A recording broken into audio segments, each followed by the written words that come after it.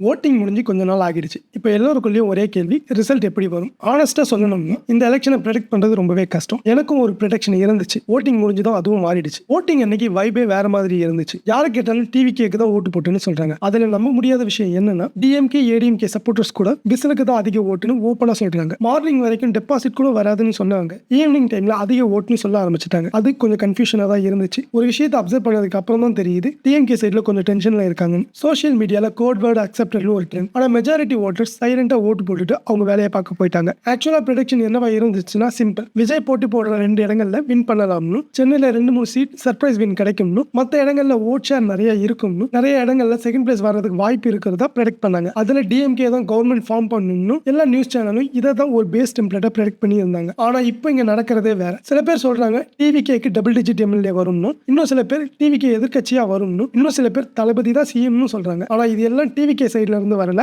Mostly other party சைட்ல இருந்து சொன்னது. அதனால தான் இன்னும் கன்ஃபியூஷன் அதிகமா இருக்கு. நான் என்ன நினைச்சேன்னா, ஒரு கட்சியோட ஃபர்ஸ்ட் எலெக்ஷன்லயே டைரக்ட் சிஎம் ஆகிறது ரொம்பவே கஷ்டம். 2031 வர எலெக்ஷன் தான் முக்கியம். இந்த 5 வருஷத்துல பொலிட்டிக்கல் ஷிஃப்ட் கண்டிப்பா நடக்கும். அதுல ஏடிஎம்கே வீக் ஆகும், டிஎம்கே மேல அதிருப்தி கிளம்பும், அப்பதான் டிவிகே மேல மக்களுக்கு ஒரு நம்பிக்கை வரும். அதுதான் லாங் டேர்மா நிலைக்கும்னு நினைச்சேன். ஆனா இங்க நடக்கிறத பார்த்தா ஷார்ட் டைம்ல கூட அதிக இம்பாக்ட் இருக்கும் போல. அதை பார்த்த உடனே எனக்கு ஒரு விஷயம் தோணுச்சு, கிங் இல்லைனாலும் கிங் மேக்கர் ஆக முடியும்னு. தொங்கு சட்டசபை வந்தா கர்நாடகாவில் நடந்த மாதிரி டிவிகே டிசைட் பண்ண வேண்டிய சிச்சுவேஷன் வரணும். அது இன்னும் பெரிய பவர். ஃபைனலா சொல்லணும்னா, இந்த எலெக்ஷனை கரெக்டா ப்ரெடிக்ட் பண்ண முடியாது. Too many variables, too many surprises. May 4 தான் கரெக்டான ஆன்சர்ஸ் கிடைக்கும். நீங்க என்ன நினைக்கிறீங்க? டிவிகே எவ்வளவு சீட்ஸ் ஜெயிப்பாங்க, டிஎம்கே எவ்வளோ, ஏடிஎம்கே எவ்வளோ? உங்களோட ப்ரெடிக்ஷனை கமெண்ட்ல சொல்லுங்க. மே 4 கம்பேர் பண்ணுவோம். இது போல இன்ட்ரெஸ்டிங்கான நியூஸ் இன்ஃபர்மேஷனை தெரிஞ்சுக்க மறக்காம நம்ம சேனலை சப்ஸ்கிரைப் பண்ணிட்டு சப்போர்ட் பண்ணுங்க. நன்றி.